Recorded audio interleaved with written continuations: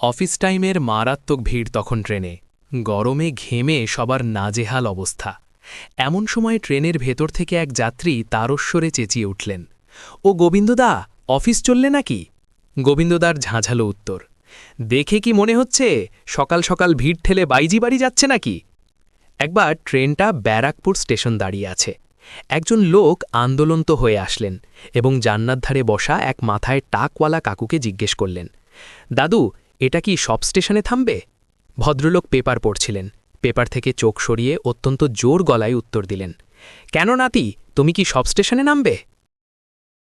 সেবার বর্ধমান যাব, ট্রেনটা সবে মাত্র ছেড়েছে। এমন সময় এক ব্যক্তি ছুটতে ছুটতে আসলেন এবং ট্রেনের হ্যান্ডেল ধরে জিজ্ঞেস করলেন, ও ভাই, এটা কি ব্যান্ডেল?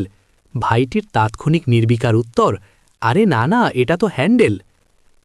বিধাননগর থেকে রাত্রেবেলার অফিস টাইমে একটি অল্প বয়স্ক ছেলে বনগা লোকালের নারকীয় ভিড় জয় করে ট্রেনে পাতা নিতে কোনোভাবে ঠাঁই পেয়েছে, কিন্তু শরীরের প্রায় ৮০ ভাগ দরজার বাইরে, আর ট্রেনের হ্যান্ডেলটা কোনোভাবে দূরে আছে।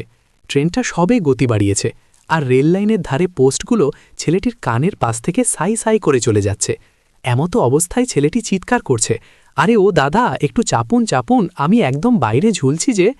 ট্রেনের ভেতর থেকে কে যেন একজন বলে উঠল, শুধু ঝুললে হবে, মাকে বলো কমপ্লেন খাওয়াতে।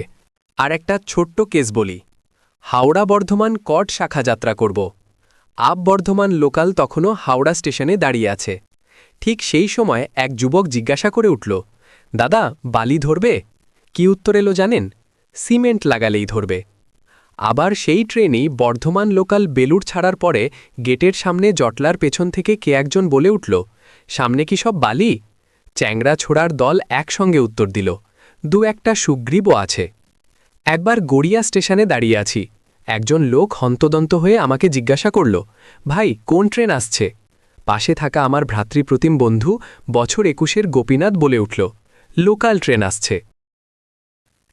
টেপি দৌড়ে আয়, নক্ষী পৌঁ দিয়েছে।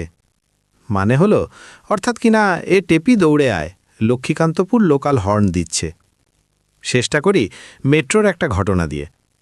রবীন্দ্র সরোবর ছাড়ার পর একজন শহরে বাবু আরেক বাবুকে জিজ্ঞেস করছে, দাদা, আপনি কি উত্তম কুমার? না, আমি ক্ষুদিরাম। তাহলে প্লিজ সাইড দেবেন দাদা, আসলে আমি উত্তম কুমার, পিছনে আবার মাস্টারদা নেতাজিও আছেন।